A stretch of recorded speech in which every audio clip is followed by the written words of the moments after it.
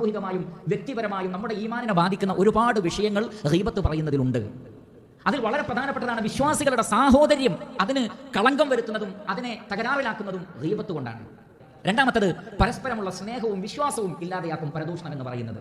നബി സല്ലല്ലാഹു അലൈഹി വസല്ലം പറഞ്ഞത് ലാ തദ്ഖുലുൽ ജന്നത ഹത്താ തുഅ്മിനു വലാ തുഅ്മിനു ഹത്താ തഹബ്ബു.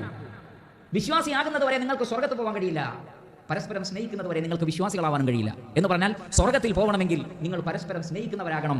പരസ്പരം സ്നേഹിക്കുന്നവർക്കാണ് യഥാർത്ഥ മുഅ്മിനുകളാവാൻ സാധിക്കുന്നത്. യഥാർത്ഥ മുഅ്മിനുകൾക്ക് സ്വർഗ്ഗത്തിൽ പോകാൻ കഴിയുള്ളൂ. ഈ മഹബ്ബത്തിനെ, ഈ സ്നേഹത്തെ ഇല്ലാതെയാക്കുന്നതാണ് പരദൂഷണം പറയുക എന്നുള്ളത്. ഒരാൾക്ക് ആത്മാർത്ഥമായി തന്റെ സഹോദരനോട് സ്നേഹമുണ്ടെങ്കിൽ ഒരിക്കലും അയാളുടെ ദൂഷ്യം മറ്റുള്ളവരോട് പറയില്ല, ആരോടും പറയില്ല.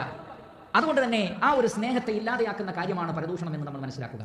അതേപോലെ തന്നെ മുസ്ലിം ഉമ്മത്തിന്റെ ഇത്തിഹാദിനെ, അവരുടെ കെട്ടുറപ്പിനെ, അവരുടെ ഐക്യത്തെ ബാധിക്കുന്നതാണ് പരദൂഷണം പറയുക എന്നുള്ളത്. നബി സല്ലല്ലാഹു അലൈഹി വസല്ലം പറഞ്ഞത് അൽ മുഅ്മിനു ലിൽ മുഅ്മിനി കൽ ബുനിയാൻ യശുദ്ദു ബഅദുഹു ബഅദാ.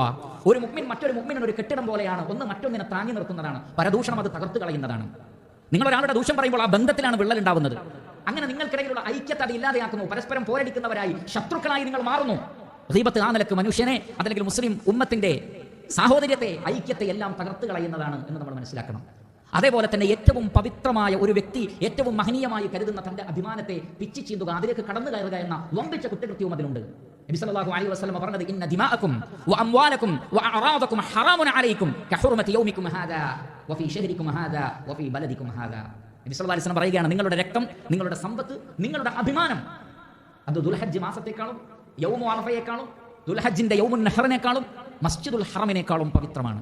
മസ്ജിദുൽ ഹറമിന് നമ്മുടെ മനസ്സിൽ എന്തൊരു പവിത്രതയുണ്ട്, ഹജ്ജ് മാസത്തിന് എന്തുമാത്രം പവിത്രതയുണ്ട്, യൗമു അറഫക്കും യൗമുൻ നഹറിനും എന്തുമാത്രം പവിത്രതയുണ്ട്. അതിനേക്കാൾ പവിത്രമായതാണ് ഒരു മുസ്ലിമിന്റെ അഭിമാനം.